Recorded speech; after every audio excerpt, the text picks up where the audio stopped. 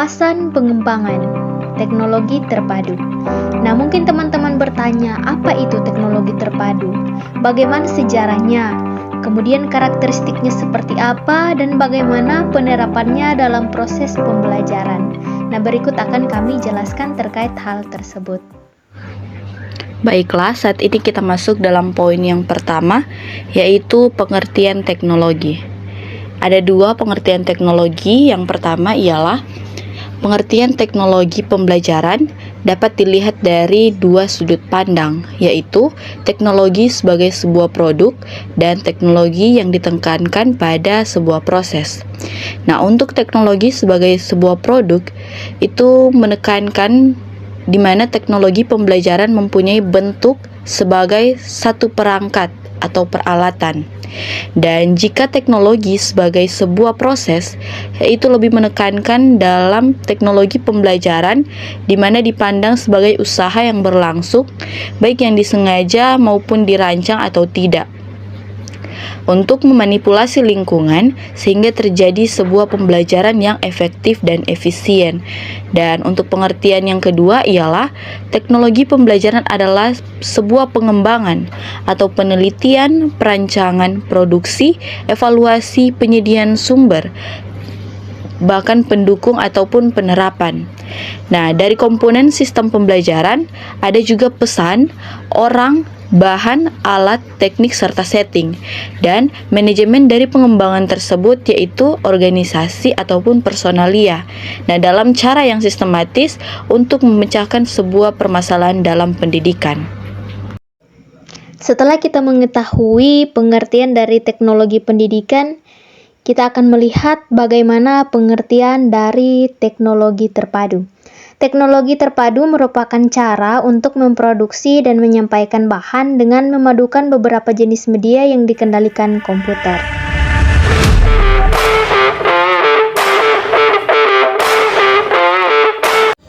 Selanjutnya kita membahas tentang awal mula teknologi pembelajaran. Nah, sebenarnya awal mula teknologi pembelajaran ini sudah banyak yang kenal. Mulai dari tahun 1951 sudah banyak yang mengenali tentang perkembangan teknologi pembelajaran pada tahun 1951. Namun teknologi pembelajaran di Indonesia sudah mulai berkembang dengan seiringnya waktu, sehingga bisa dikatakan teknologi ini yang awalnya bisa diartikan sebagai salah satu cara yang digunakan untuk mencari permasalahan yang ada di dalam pendidikan atau di dalam sektor pendidikan apapun itu.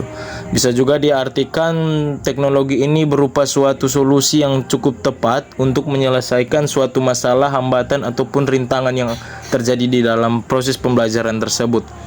Nah, sampai juga bisa dikatakan teknologi ini sebagai media komunikasi guru dengan siswa untuk memperlancar kegiatan pembelajaran tersebut. Lalu sejarah yang terjadi juga di Amerika mengenai tentang teknologi ini dalam perkembangan dapat ditinjau dari apa itu teknologi perkembangan dengan membuat atau merumuskan suatu definisi tentang teknologi pembelajaran. Selanjutnya ada beberapa pakar atau beberapa ahli mengatakan secara rinci atau sistematis awal perkembangan teknologi pembelajaran yaitu pada tahun 1920. Dengan melewati tentang pengajaran secara visual, begitu juga bisa diartikan sebagai pembelajaran yang pertama kalinya pada tahun tersebut, dengan bersifat visualisasi terhadap mahasiswa ataupun siswa di Amerika Serikat.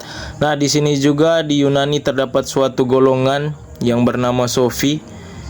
Golongan tersebut menyampaikan teknologi pembelajaran dengan berupaya agar masyarakat dapat memahami teknik dan cara dalam suatu proses pembelajaran yang ada di sana.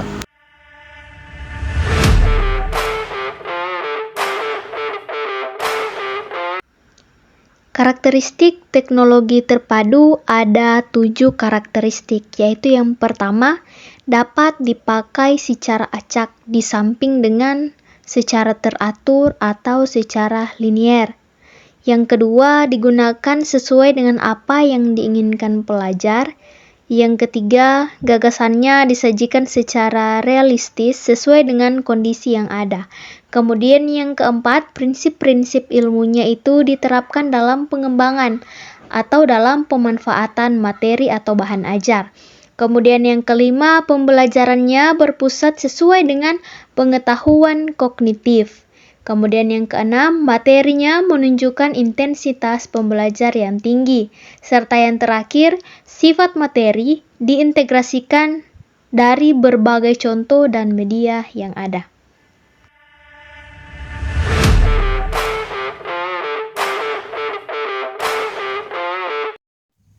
Penerapan teknologi terpadu dalam pembelajaran. Yang pertama, pembelajaran dapat memanfaatkan beragam sumber belajar. Tidak hanya bergantung pada dosen sebagai sumber utama, sumber belajar dapat meliputi perangkat keras, bahan pembelajaran, teknik pembelajaran, dan lingkungan alam sekitar yang dapat dieksplorasi untuk meningkatkan efektivitas pembelajaran. Yang kedua, penggunaan multimedia dalam kegiatan mengajar perlu dioptimalkan karena dapat meningkatkan makna hasil belajar dan ketersediaan berbagai perangkat multimedia seperti PowerPoint, Director, serta perangkat keras seperti multimedia proyektor atau LCD proyektor. Yang ketiga, penggunaan media pembelajaran telah terbukti efektif dalam meningkatkan hasil belajar, mengaktifkan mahasiswa, dan meningkatkan motivasi belajar dalam pembelajaran. Pilihan media seperti video, film, media proyektor, dan materi cetak dapat digunakan untuk mencapai tujuan pembelajaran yang optimal. Keempat, pembelajaran interaktif berbasis komputer atau CBI memungkinkan pembelajaran tidak hanya dilakukan secara konvensional. Yang kelima, SOP. Untuk pembelajaran praktikum diperlukan untuk meningkatkan pembelajaran skill dengan mengurangi risiko ketidakefisienan. Dan yang keenam, pemanfaatan atau penggunaan internet sebagai sumber belajar bisa memudahkan peserta didik untuk memperoleh akses terhadap pengetahuan ilmu.